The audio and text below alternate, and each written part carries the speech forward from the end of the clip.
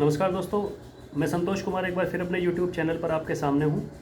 और आज की जो हमारी वीडियो है वो छोटे बच्चों के ऊपर है कि छोटे बच्चों को माता पिता कैसे उनके भविष्य के लिए सचेत कर सकते हैं और किस प्रकार की रूपरेखा अपना करके या कार्यशैली अपना करके उनके भविष्य का निर्माण कर सकते हैं।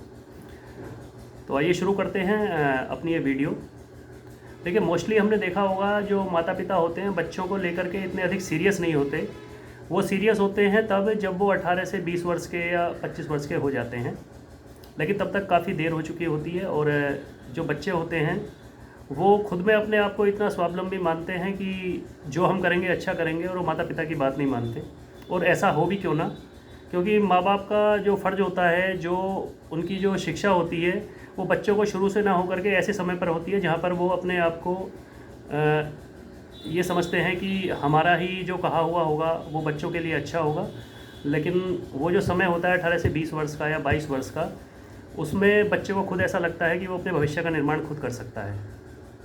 तो ऐसी बहुत सारी दुर्घटनाएं हमारे सामने आती हैं कि माता पिता ने ज़्यादा प्रेशर दिया बच्चे के ऊपर और बच्चे ने कुछ ऐसा गलत कदम उठा लिया कि वो बच्चा शायद नहीं रहा, उसने फांसी लगा ली, या कोई भी वो अपने साथ कुछ ऐसा कर सकता है, या घर से भाग सकता है, या गलत दोस्तों के साथ में रह करके कुछ ऐसी हरकत कर सकता है जिससे माता पिता को बहुत परेशानी उठानी पड़े। तो आज की जो वीडियो का शीर्षक है हमारा ऐसा ही है कि अगर हमें अपने बच्चों का या भविष्य का निर्माण करना है तो हमें किस उम्र से इस चीज़ के प्रति ज़्यादा सजग रहना चाहिए। तो आज इसी पर हमारी वीडियो रहेगी। तो जो 4 वर्ष से लेकर के जो ऊपर के बच्चे होते हैं 8 वर्ष तक, जो अनभिज्ञ बच्चे होते हैं, उनके लिए हमारी जो वीडियो है वो आज जो है प्रेरित है। देखिए, जो छोटे बच्चे होते हैं उनका मन बड़ा कोमल होता है, और इसी कोमलता के चलते हुए बच्चों को जिस रूप में आप ढालना चाहोगे वो उसी रूप में ढलेंगे। उदाहरण के तौर पे आप मान के चलिए कि आपका बच्चा बहुत छोटा है और आप उसे एक अच्छा एजुकेटर पर्सन बनाना चाहते हैं, एजुकेशन वाला, कि जैसे लाइक दैट आप उसे टीचर बनाना चाहें या साइंटिस्ट बनाना चाहें या फिर कोई प्रोफेसर, कुछ भी ऐसा जो एजुकेशन के साथ जुड़ा रहे। तो उसके लिए आपको क्या करना होगा, जो आपका बच्चा है, छोटा बच्चा होगा, आपको उसके साथ बच्चों जैसा ही व्यवहार करना पड़ेगा और उसे एक रूपता लेकर के ऐसा दर्शाना होगा कि हम जैसे उसके जैसे ही हैं और वो हमारे साथ खेले। खेलने की जो प्रकृति होती है बच्चे की थोड़ा अलग प्रकार की होती है। जैसे मान के चलिए बच्चा आपका है और आप उसे पढ़ाना या खिलाना चाहते हैं, तो पहले हम पढ़ाने के ऊपर ही लेते हैं। तो बच्चे को पहले जो शिक्षा का सदन होता है वो उसके माता पिता होते हैं, उसके बाद में फिर गुरु आते हैं, क्योंकि बच्चा पहले बचपन से माता पिता के साथ रहता है। तो जो बच्चे होते हैं, बच्चों को जैसे अभी क्या है, उन्हें रंगों की पहचान कराना कि ये कौन सा रंग है। तो उसके लिए क्या है, जो खेलने का स्रोत होता है वो गुब्बारे होते हैं, बैलून्स। उनको फुला लीजिए, कोई पीले रंग का, कोई लाल रंग का, कोई हरे रंग का होता है, कोई पिंक होता है, कोई वाइट होता है, इस तरीके से। तो उन्हें जब आप उछाल करके बच्चों को दिखाएंगे तो बच्चा भी उनके साथ खेलेगा।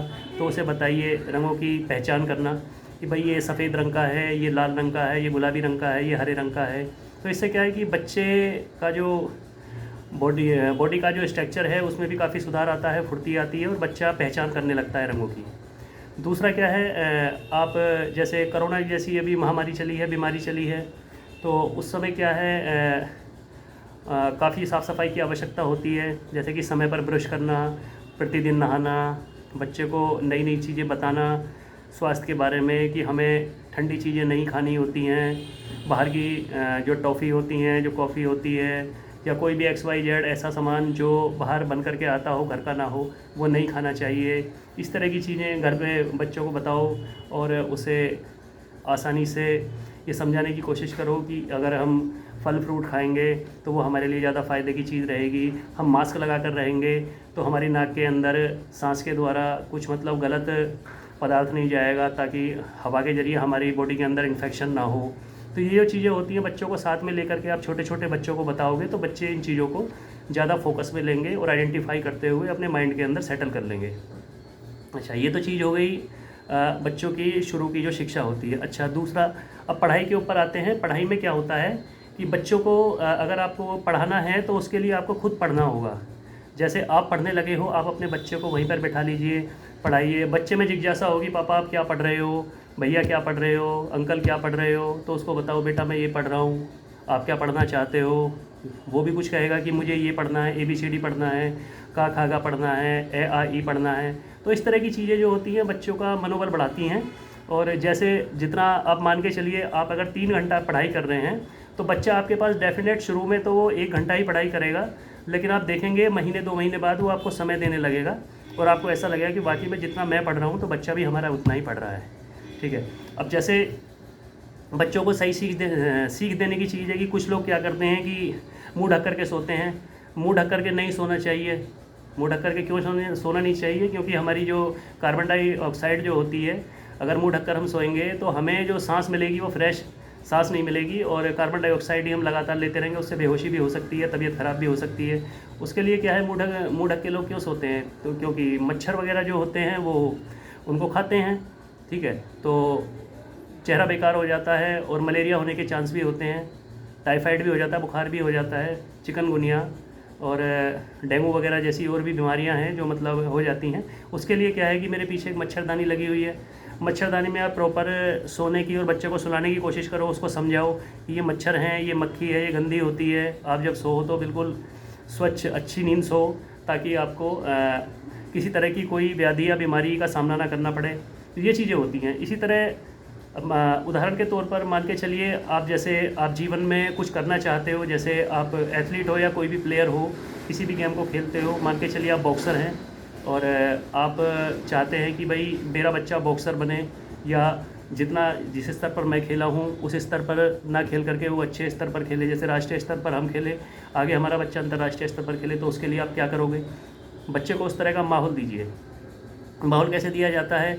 हमेशा खेल कूद की बात कीजिए और टीवी का प्रसारण दिखाइए उसे अपने देश के बॉक्सर्स के बारे में बताइए, जो अंतर्राष्ट्रीय स्तर पर हैं उनके बारे में बताइए। अगर आप भी प्लेयर रहे हुए हैं तो उसके बारे में बताइए कि भाई हम यहाँ इस स्तर पर खेले, हमसे ये गलतियाँ हुई।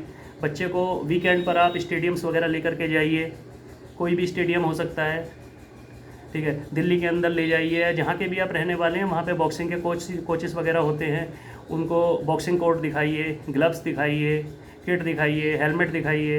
इन चीज़ों को देख करके क्या बच्चे के अंदर थोड़ी जिज्ञासा पैदा होती है और वो भी सोचता है कि मुझे भी ऐसा खेलना चाहिए। क्योंकि खेल जो होता है बच्चे की मनोवृत्ति होती है। किसी भी व्यक्ति के लिए जो खेल होता है उसकी पहली सीढ़ी होती है।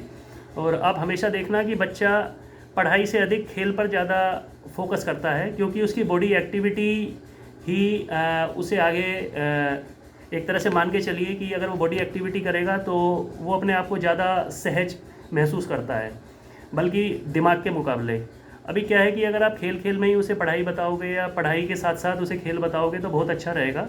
क्योंकि चिकित्सा विज्ञान और खेल विज्ञान दोनों एक दूसरे के साथ जुड़े हुए हैं।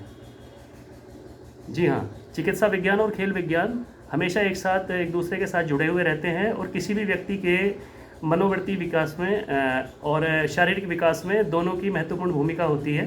तो अगर आप इस तरह की एक्टिविटी घर में करोगे बच्चों के साथ में, बच्चों के साथ टीचर्स ना बन के उनके दोस्त बन करके रहोगे, छोटी उम्र में 4 साल से लेकर के आप 12 से 15 साल की उम्र तक अगर बच्चों को लेकर के जाओगे तो बच्चों का जो भविष्य है वो बड़ा सुखमय होगा और वो अपने टारगेट्स को अच्छी तरह अचीव कर पाएंगे। ठीक है, तो आज की वीडियो हमारी यहीं तक थी और अगली वीडियो में कुछ नया लेकर के आपके सामने होंगे। तब तक के लिए धन्यवाद, नमस्कार, आपका दिन शुभ हो।